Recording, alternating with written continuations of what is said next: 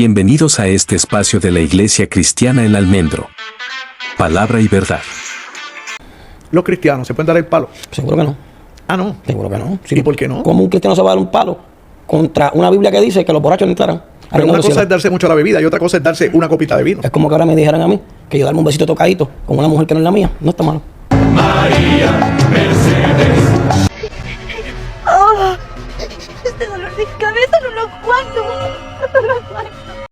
Hola, ¿cómo está? Mi nombre es Fabián Mejía, bienvenido a este espacio llamado Palabra y Verdad, en donde la verdad está en la palabra. ¿Cómo les parece lo que acaba de decir Héctor Delgado? Bueno, de muchos predicadores que hay en la actualidad y de muchas personas famosas que se han convertido al evangelio, tengo que decirle yo a ustedes que Héctor Delgado es uno de los predicadores que yo más respeto, sobre todo porque es un hombre que da ejemplo, ¿cierto? Pero en esto tengo que diferir un poco y vamos a hablar un poco acerca del alcohol. Quiero aclarar varios puntos antes de iniciar con esto. No quiero irme ni al legalismo, ni tampoco quiero irme al liberalismo, o mejor dicho, a que usted se embriague, ni tampoco quiero que usted sea legalista y empiece a mirar mal a su vecino porque el 31 de diciembre empiece a destapar cerveza. Quiero decirle esto con la mayor madurez del caso y quiero que me preste atención con el único interés de darle una información que puede darle edificación a usted y que usted evite peleas.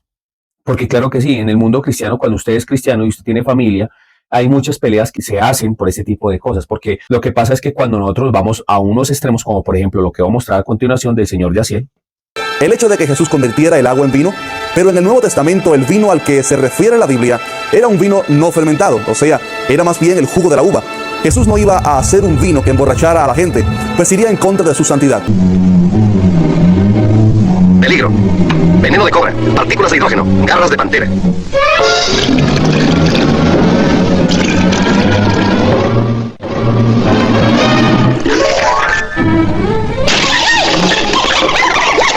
¿De verdad crees que Jesús crearía un veneno para dañar el cuerpo de este grupo de personas en dicha fiesta? Piénsalo bien. ¡Caneo! ¿Dónde está el mío?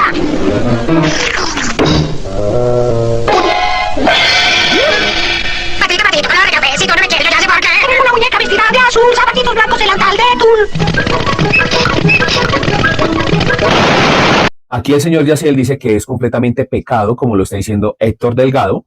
Estos dos son predicadores, obviamente pues están promoviendo algún tipo de legalismo y están diciendo que, por ejemplo, el Señor Jesús no convirtió ni siquiera el agua en vino. Y si el agua que él convirtió era un agua más parecida al mosto, que es una palabra utilizada en el Nuevo Testamento y en el Antiguo Testamento como la palabra tirosh, para decir que era un vino suave, un vino que hasta ahora se estaba convirtiendo en vino. En algo sí estoy de acuerdo y es que el vino que se tomaba en aquel entonces no era tan embriagante como el de ahora. Quiero que me presten mucha atención a este texto. Dice la escritura en Mateo capítulo 23 versículo 24, porque atan cargas pesadas y difíciles de llevar y las ponen sobre los hombros de los hombres, pero ellos ni con un dedo quieren moverlas, antes hacen todas las obras para ser vistos por los hombres, pues ensanchan sus filacterias y extienden los flecos de sus mantos. Esto con respecto a los fariseos, a los escribas y fariseos. Hay un serio problema aquí, yo quiero que usted me preste atención. Cuando nosotros queremos hablar de algo en la ley, nosotros tenemos que fijarnos que haya sido escrito. En el antiguo pacto está Torah, Nevin y Ketuvim, que es leyes, profetas y escritos. Lo que es válido y lo que es tenido como ley es lo que está escrito en la Torah. Y en ningún párrafo, en ningún renglón dice de la ley que es prohibido beber vino. No es prohibido, lo que está prohibido es emborracharse. Es que las personas comienzan a probar estas cosas creyendo que ellos saben cuál es su límite. Yo sé hasta dónde yo llego, como dice mucha gente. Exactamente, y muchas personas sin darse cuenta comienzan poco a poco a habituar sus cuerpos. He oído personas decir, yo sé cuál es el trago que me va a hacer daño y ahí lo voy a dejar. Exactamente, yo conozco personas, por ejemplo, que beben todos los días. No se emborrachan todos los días, pero todos los días consumen alcohol y sin darse cuenta, poco a poco se están alcoholizando. Entonces, como yo les venía hablando de los diferentes tipos de vino, que yo quiero que usted me preste atención, la primera vez que se menciona el vino es cuando Noé se emborracha, cuando hace el viñedo, ¿cierto? Que eso terminó muy mal, ¿sí? Que es cuando maldice, pues, obviamente a Cam, ¿no? Y esto es producto de haberse alicorado con su viña. Y la palabra que aparece por primera vez para nombrar el vino es yayin, ¿sí? Pero en el antiguo pacto habían otros términos, como por ejemplo lo que era la palabra shekar, que era un vino intoxicante, o la palabra masak, que era un vino mezclado con agua. Y la palabra para decir vino suave o vino que hasta ahora se estaba haciendo un vino nuevo era la palabra tirosh. En el nuevo pacto, que ya entendemos que el antiguo pacto fue escrito en hebreo, o sea, las palabras anteriores, tirosh, shekar y masak, son palabras en hebreo. las dos palabras para decir vino en el Nuevo Testamento son gleukos y es oinos. Entonces, gleukos es una palabra de un vino dulce, un vino que hasta ahora se está haciendo, un vino nuevo. O sea, como prácticamente un jugo, pero un poquito más fuerte que un jugo. Entonces, aquí el señor Yaciel está diciendo, el vino al que se refirió tanto Jesús como Pablo no contenía alcohol. y es que la palabra que se utiliza ahí es la palabra para decir mosto, o es una palabra que quiere decir vino suave o vino dulce o vino que no emborrachaba. Esto es completamente falso. ¿Y por qué es completamente falso? Porque en el original voy a dejar un pantallazo acá en donde la palabra que utilizan las bodas de Canaán es la palabra oinos, que es la otra palabra para hablar de vino en el griego en el Nuevo Testamento. Y esta palabra lo que quiere decir es un vino fuerte, es una forma de decir un vino fuerte. Mi querido hermano, ¿por qué tratamos de forzar la Biblia a decir cosas que no son porque no nos parecen que unas personas tomen y otras sí, que otras no? O porque usted de pronto tenga un problema con alguna persona que tiene un vecino o con algún familiar que haya tomado vino, entonces ya queremos poner a la Biblia a poner eso como pecado. No debemos poner una carga por sobre eso. ¿Por qué? Porque por el conocimiento de la norma viene ¿qué? El pecado. Pero hay cosas que no son pecado. ¿Qué hacían? ¿Por qué le está diciendo esto el Señor Jesús a los escribas y fariseos? Porque, por ejemplo, ponían de lavarse las manos antes de consumir algún tipo de alimento, y eso lo ponían como ley en la Torá. O sea, trataban de poner nuevas leyes para añadirlas a la Torá, y el Señor dijo, esto no está bien. Entonces, si en la ley lo que se está prohibiendo es el embriagarse con vino y lo que está poniendo como pecado es el emborracharse, pues mi querido hermano, cuando una persona se pone a tomar vino desmedidamente, ahí hay pecado. Cuando usted se emborracha, ahí hay pecado. ¿Por qué? Porque eso va a traer disolución según lo que está escrito en las cartas. Entonces, trae disolución, ¿por qué? Porque trae conflictos, trae problemas. Usted y yo sabemos lo que trae el emborracharse. Pero si usted quiere utilizar el vino en una comida, porque hasta eso, ¿no? O sea, yo, por ejemplo, a mí me encanta sazonar la carne o algún tipo de alimento con cerveza o con vino. Y eso no me hace a mí un pecador, yo no me estoy emborrachando. Por ejemplo, si a usted le ofrecen una copa, usted se la puede tomar. Pero si usted sabe que su hermano tiene problemas con el alcohol, es mejor que usted se abstenga de tomar alcohol. ¿Por qué? Porque la persona que le está ofreciendo a usted el alcohol es una persona débil. Entonces, es cuestión como de mantener una cordura, ¿no? Algo que el Espíritu Santo nos da a nosotros cuando venimos al Evangelio es el autocontrol, el dominio propio, ¿sí? Esas son cosas que el Espíritu de Dios nos da a nosotros. Yo no entiendo por qué las personas luchan tanto con esto.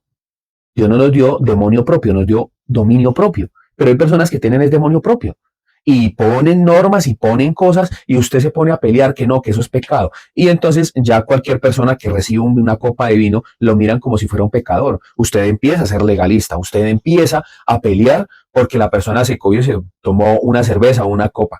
Ese es el problema, porque nos volvemos fariseos, entramos en fariseísmos. Y eso es lo que está atando el Señor Jesús como pecado. Está diciendo, ustedes le ponen cargas a las personas que yo no les he puesto, ni mi Padre tampoco.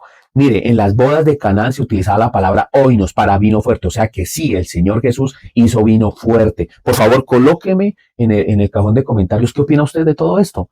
Ahora, hay otra parte en la Escritura, que es cuando el apóstol Pablo le dice a Timoteo que utilice un poco de vino, que ya no beba más agua. Eso está en 1 Timoteo capítulo 5. Ahí usted puede mirar que el apóstol Pablo le dice a Timoteo, no siga bebiendo agua, más bien utilice por causa de su enfermedad, como que le estaba haciendo algo malo el agua, o sea, como que el agua, y de hecho eso históricamente ha sido así, sobre todo en aquel entonces no había descontaminación del agua. Entonces pues usted se imaginará el agua, la procedencia del agua, ¿no? Además de que en ese entonces las mismas cloacas quedaban en los ríos, o sea, donde la gente defecaba.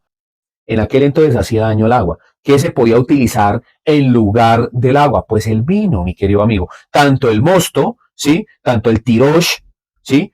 Como el glaucos en el Nuevo Testamento, tiros en el Antiguo y glaucos en el Nuevo Testamento, como el oinos. Y la palabra que se utiliza, como voy a dejar ahí, aquí a continuación, es la palabra oinos. Le está diciendo a Timoteo, Timoteo, por causa de tu enfermedad, toma un poco de oinos, o sea, de vino embriagante.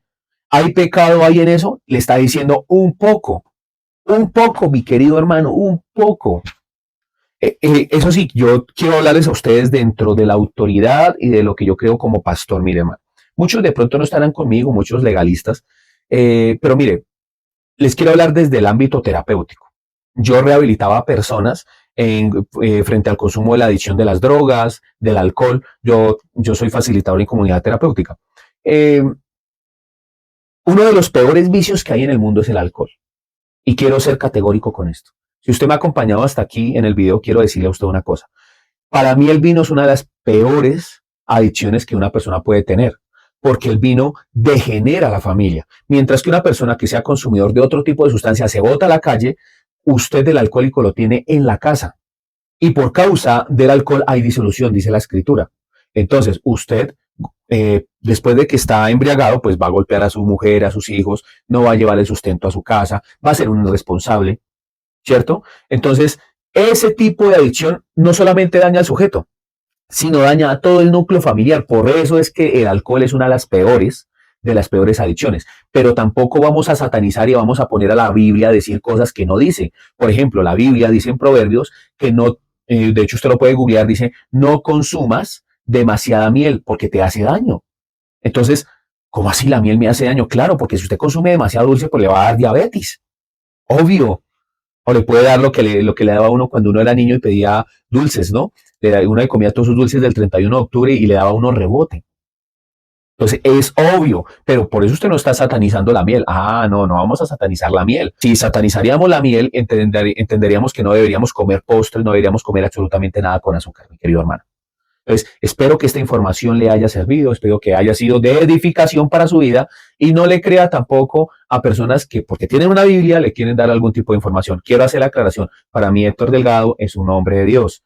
Pues obviamente él se puede equivocar como yo en algunos aspectos, no vamos a estar de acuerdo en todo. Eso no quiere decir que usted vaya a tomarlo a él como mentiroso. Lo que sí es que hay cosas y hay posturas que él se hace, pero pues esas posturas en este momento, sobre todo en el idioma original, no tienen fundamento. Entonces, por favor, si le gusta este contenido, dale like, comparta, suscríbase, que con esto nos ayuda un montón. Bendiciones, Chalón. Escribirnos al siguiente correo, iglesiacristianaelalmendro22@gmail.com o en el botón de comentarios de nuestros videos. Porque toda la escritura es un mensaje enviado por Dios y es útil para enseñar, reprender, corregir y mostrar a la gente cómo vivir de la manera que Dios manda. Para que el siervo de Dios esté listo y completamente capacitado para toda buena obra. Segunda de Timoteo 3, 16-17. Bienvenidos.